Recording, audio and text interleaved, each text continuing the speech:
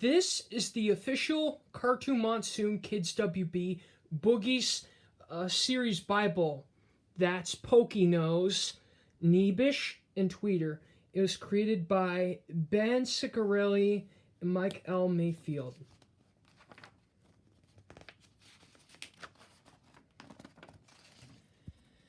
Tonight, while you're tucked in bed tighter than your grandpa's pants into his tube socks, don't be surprised if that shadow moving across your wall is really a boogeyman, lurking, plotting, and scheming to pounce when you least expect it, and save your life. That's right, these odd-looking heroes of the Twilight are misunderstood, and over the years have just been in the wrong place at the wrong time. Night after night, in every home in every city, boogeymen stand at the ready to protect the world's children from things that go bump in the night.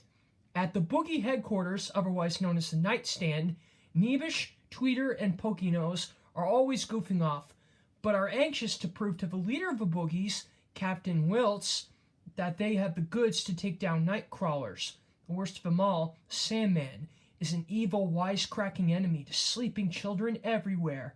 If the Sandman gets the upper hand, the calm of the night will be disrupted with screaming children calling for their parents wide awake and sopping wet. But never fear, Neebish and his pals are on the lookout, ready for an army of bedbugs, a closet full of dust bunnies, or even a giant laundry-eating sock monster, Stinky. Hey, that's me, Neebish! Neebish is the happy-go-lucky leader of the threesome, but also the one most likely to screw up their plans. He means well, but there just isn't anything going on upstairs. Much of the time, Neebish says things that don't make any sense.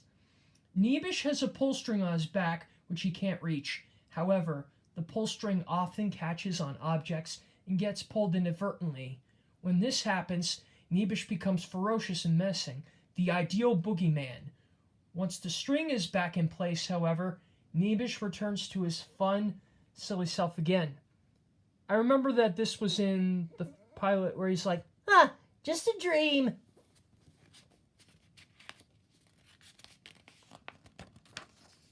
and this is early designs of Neebish. Hey, I look so different. Hey, I'm Pokinose. I have a lot of undersacks. Pokinose is the most neurotic and timid member of our trio. Although he might be apprehensive towards their duties, he is too meek to ever resist and tends to just go along with a plan.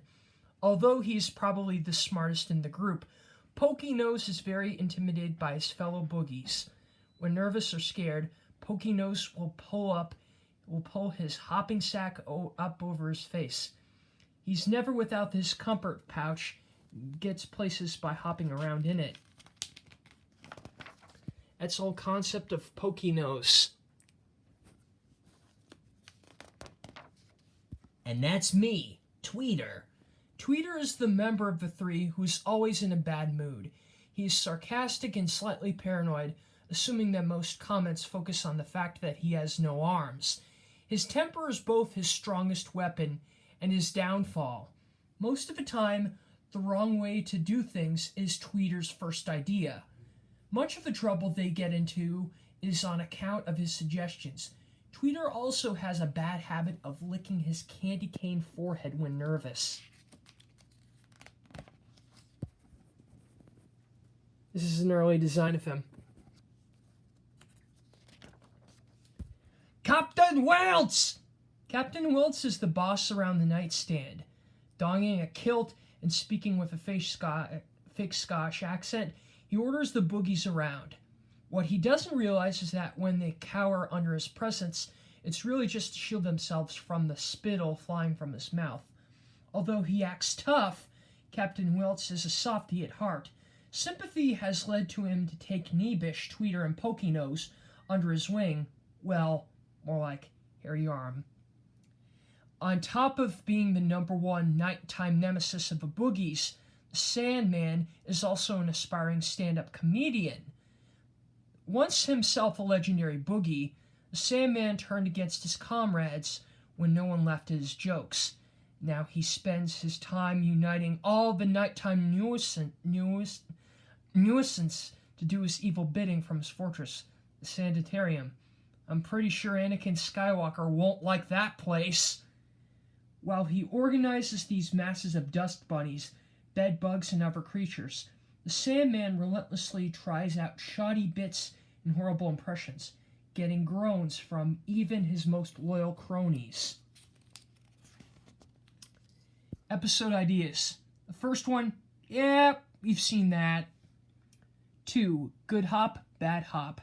It's springtime again, which means it's time for the Boogies' annual picnic. Filled with fun, organized game and events, it's usually a good time for everyone. However, at this year's hopping competition, which Pokey-Nose takes very seriously, there's an upset and Pokey-Nose loses. He retreats into his hopping sack in humiliation and refuses to come out for anyone. Tweeter and Neebish, baffled by Pokey-Nose's reaction to an event they didn't even know was happening, start to worry when he doesn't come out for a week. With no other options, they venture into the hopping sack to try and coax Pokey-Nose out. What they discover inside exceeds their wildest expectations. The hopping sack interior is like a mansion with various rooms. In their search for Pokey-Nose, Neebish and Tweeter come across a room full of old movies from his childhood.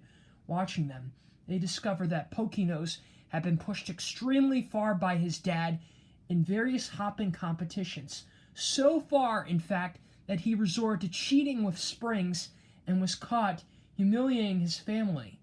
Pokey-Nose disrupts the viewing, looking horrid and non-hygienic. His nose nail has grown out and yellowed.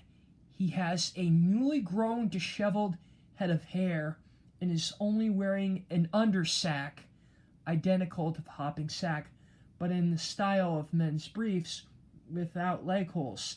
Seeing the sad shape their friend is in, Neebish and Tweeter try unsuccessfully to cheer Pokey-Nose up. Meanwhile, outside the dirty, neglected hopping sack, Captain Wilts mistakes it for a garbage bag and goes to carry it out to the dumpster. When it is picked up, the three main Boogies are tossed around as if in a huge earthquake, frantically dodging falling furniture and knickknacks. In the face of this danger, Pokey-Nose springs to action, snatching his friends up under each arm and hopping skillfully through the chaotic corridors of his domain. After bravely rescuing his friends, Pokey-Nose's confidence is restored, and he proudly emerges from the hopping sack. As a thank you to Pokey-Nose, Neebish and Tweeter help him clean up and get his nose nail manicured and painted.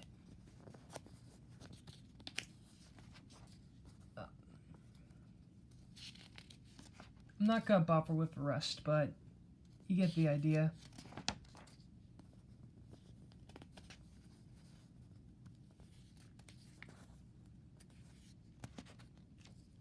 Wow, it's a lot of ideas.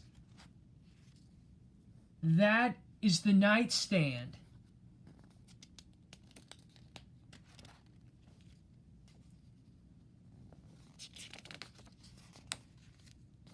An early design of Pokey-Nose. Earlier designs of Neebish and Tweeter.